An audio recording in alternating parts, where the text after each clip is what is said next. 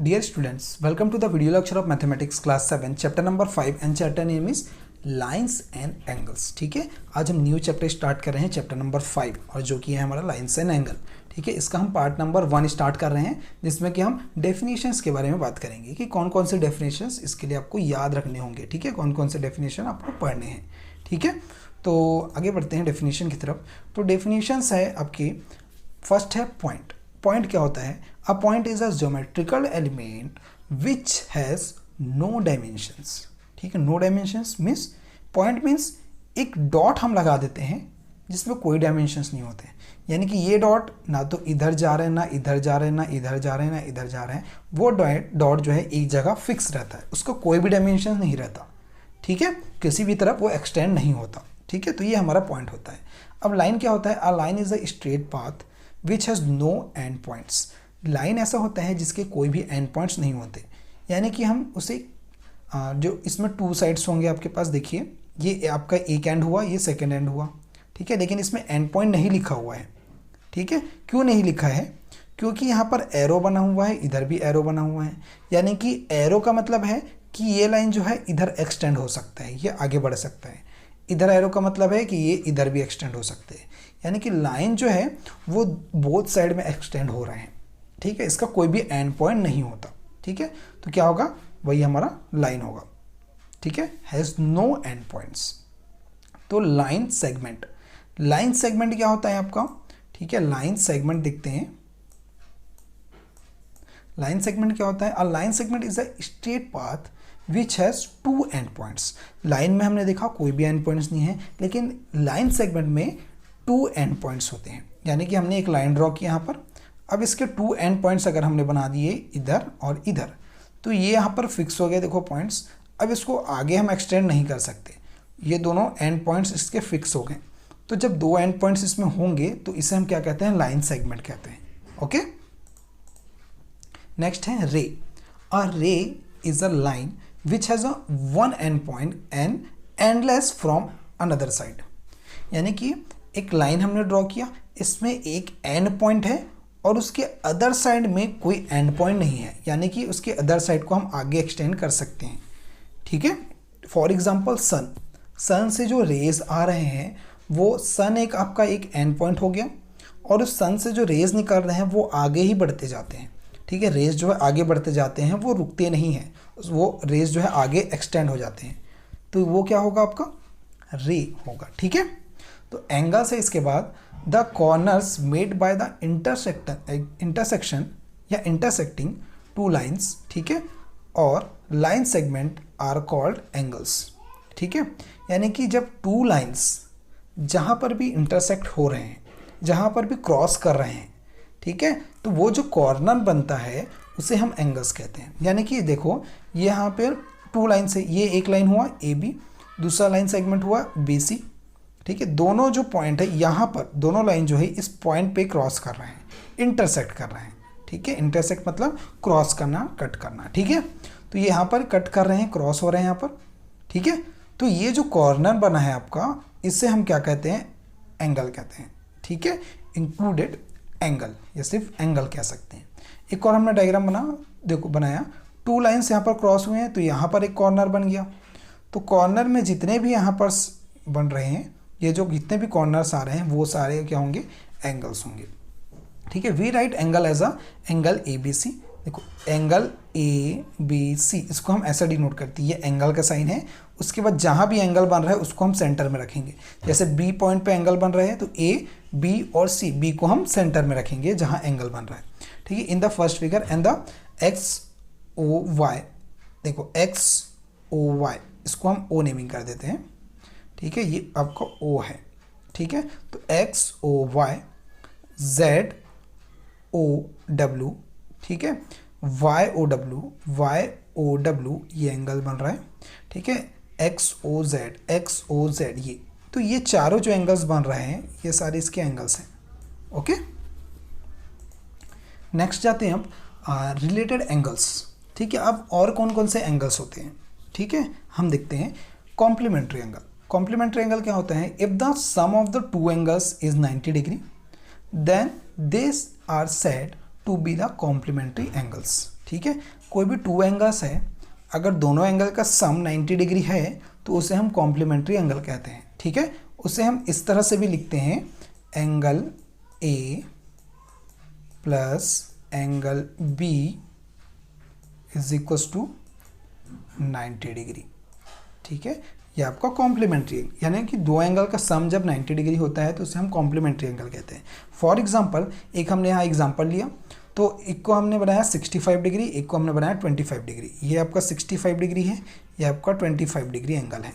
दोनों को जब हम ऐड करेंगे, प्लस जब करेंगे, ठीक है, तो दोनों को जब प्लस करेंगे तो हमारे पास कितना आएगा, 65 प्लस 25 कीजिए, कितना आएगा आपके पास, दोनों को जब ऐड करोगे तो आपको मिलेगा 90 डिग्री। तो ये दोनों एंगल्स क्या हैं, आपके कॉम्प्लीमेंट्री एंगल्स हैं। ओके, तो you can say that the two angles which makes up a right angle यानी कि 90 degree angle are called complementary angle. ठीक है, अब इसके बाद देखते हैं सप्लीमेंट्री एंगल। उसी तरह से सप्लीमेंट्री भी एंगल्स हैं, इसमें क्या होंगे, थोड़े से डिफरेंस होंगे। The sum of two angles 180 degree. Complementary में sum of two angles 90 degree और सप्लीमेंट्री में sum of two angle is 180 degree. Then they are said to be a supplementary angle. If two angles are supplementary then they are the supplement to each other, एक दूसरे के supplement होते हैं। यानी कि यहाँ पर क्या होगा, देखो angle A plus angle B is equal to क्या होना चाहिए, जब 180 डिग्री है एंगल ए और एंगल बी का सम, तो इसे हम कहेंगे सप्लीमेंट्री एंगल। ठीक है, sum is equal to 180 degree. तो यहाँ देखते हैं, फॉर एग्जांपल एक हमने एग्जांपल लिया, एक हमने एंगल लिया 120 डिग्री, एक हमने एंगल लिया 60 डिग्री, दोनों को हमने प्लस कर दिया। तो जब दोनों को हम प्लस करेंगे तो कितना आएगा, 180 डिग्री आएगा। तो ये दोनों एंगल्स क्या है, सप्लीमेंट्री एंगल्स है। क्लियर हुई बात। टू एंगल्स का सम 180 है तो उसे हम सप्लीमेंट्री एंगल कहेंगे। टू एंगल का सम अगर 90 डिग्री है तो उसे हम कॉम्प्लीमेंट्री एंगल कहेंगे। ओके, नेक्स्ट है एडजेसेंट एंगल। ठीक है, it is the pair of two angles which are placed next to each other. It means, आगे देखिए यहाँ क्या बोल रहे हैं, adjacent angle have. Adjacent angle कब होते हैं, अ कॉमन वर्टेक्स होने चाहिए, यानी कि एक वर्टेक्स ऐसा होना चाहिए जो दो एंगल्स में आ रहे हैं। ठीक है, अ कॉमन आर्म। ठीक है, आर्म जो है आपका एक साइड जो है वो दोनों एंगल्स में आना चाहिए। A non common arm could be an on either side of the common angle. ठीक है, देखो इसमें क्या कह रहे हैं, 3 पॉइंट्स यहाँ पर कहे गए हैं। ठीक है, देखो कैसे, यहाँ पर मैंने एक डायग्राम बनाया। ठीक है, इस डायग्राम में देखो कितने एंगल्स बन रहे हैं, आपको 2 एंगल्स बन रहे हैं। ठीक है, 2 एंगल्स, एक आपका ये एंगल बना, एक आपका ये एंगल बना, 2 एंगल्स बना। तो दोनों एंगल में देखो वर्टेक्स सेम है। इस एंगल में, इस वाले एंगल में अगर देखिए बी में, तो ये वर्टेक्स बन रहा है। ठीक है, इस एंगल में भी देखिए तो आपका ये वर्टेक्स बन रहा है। तो दोनों में वर्टेक्स कॉमन है, तो हमारे पास क्या आ गया, कॉमन वर्टेक्स आ गया। ठीक है, उसके बाद क्या कह रहे हैं, अ कॉमन आर्म। इस एंगल में अगर देखें तो ये वाला आर्म आपके आ रहा है, ये वाला साइड आपके पास आ रहा है, और इस एंगल में देखिए तो भी इसमें ये वाला एंगल आर्म जो है आपके पास आ रहा है। तो दोनों में सेम एक कॉमन आर्म है जो कि दोनों एंगल में आ रहा है, तो उसे हम क्या कहेंगे, कॉमन आर्म। ठीक है, तो ये जब होता है आपके पास तो तब इसे हम क्या कहते हैं, एडजेसेंट एंगल कहते हैं। इसको अगर देखिए, देखो वर्टेक्स भी सेम नहीं आ रहे, इसका वर्टेक्स ये है, इसका वर्टेक्स ये है, 2 अलग अलग वर्टेक्स यहाँ पर आ गए, डिफरेंट वर्टेक्स। आर्म अगर देखें तो ये आर्म अलग है, ये आर्म अलग है, यानी कि कॉमन आर्म भी नहीं है। ठीक है, तो ये आपका नॉट एडजेसेंट एंगल होंगे। ठीक है, क्लियर। आगे बढ़ते हैं, next linear pair. Linear pair क्या होता है, a pair of adjacent angle whose non common arm make a single line, that is they are the opposite rays. A line pair is also a pair of supplementary angle as their sum is 180 degree. ठीक है, linear pair क्या होता है, देखिए simply linear pair क्या होगा, जैसे कि हमने सप्लीमेंट्री एंगल्स देखे थे सेम एज, वैसे ही लीनियर पेयर होते हैं हमारे। ठीक है, तो इसमें क्या होगा, देखो ये एक हमने स्ट्रेट लाइन ड्रॉ किया और इसमें हमने एक एंगल यहाँ पर बना लिया, 60 डिग्री एंगल और 120 डिग्री का एंगल। ठीक है, इन दोनों का सम अगर 180 डिग्री है, इसका और इसका दोनों का सम देखो 180 डिग्री हो रहा है। तो जब इसका सम 180 डिग्री होगा तो इस पेयर को, इन दोनों एंगल्स के पेयर को हम लीनियर पेयर कहेंगे। ठीक है, तो इसको भी हम वैसे ही रिप्रेजेंट करते हैं, angle A plus angle B इसी तरह से हम रिप्रेजेंट कर सकते हैं, ठीक है, इज इक्वल टू 180 डिग्री, जैसे कि सप्लीमेंट्री एंगल में हमने देखा था। क्लियर, ये आपका लीनियर पेयर होगा। ठीक है, यहाँ क्या है, the above pair of angle is adjacent as they have the common one common arm है। Supplementary as the sum of the two angles is 180 degree, supplementary angle है। The line pair as the sum of 180 degree and the non common arm are opposite rays. Non common arm यानी कि ये तो common arm है, दोनों में आ रहा है, ये अलग है आर्म और ये आर्म अलग है, तो नॉन कॉमन आर्म जो है वो अपोजिट होते हैं एक दूसरे के, अपोजिट रेज हैं। एक रे जो है इधर जा रहा है, एक रे इधर जा रहा है, दोनों अपोजिट डायरेक्शन में जा रहे हैं। ठीक है, तो ये आपका लीनियर पेयर होता है। आगे देखते हैं vertically opposite angle. When the two lines intersect each other then they form 4 angles so that angle A and angle B, ठीक है, pair of a vertical opposite angle and angle N and angle M is a pair of a vertically opposite angle. कैसे ही देखो, मैं यहाँ पर बता रहा हूँ, टू लाइंस जब एक दूसरे को इंटरसेक्ट करते हैं, टू लाइंस एक दूसरे को क्रॉस करते हैं, देखिए एक पी क्यू लाइन है और एक आर एस लाइन है, दोनों एक दूसरे को इस पॉइंट पे क्रॉस कर रहे हैं, तो जब भी एक पॉइंट पे क्रॉस करेंगे तो वहाँ पर 4 एंगल्स बनेंगे। ठीक है, देखो 4 एंगल्स यहाँ पर आपको दिखाई दे रहे हैं, 1 2 3 4, टोटल 4 एंगल्स हैं। अब इस एंगल को हमने नेमिंग कर दी अपने हिसाब से, ए, और इसको बी, इसको एम, इसको एन। ठीक है, आप ए बी सी डी कोई भी नेमिंग कर सकते हैं।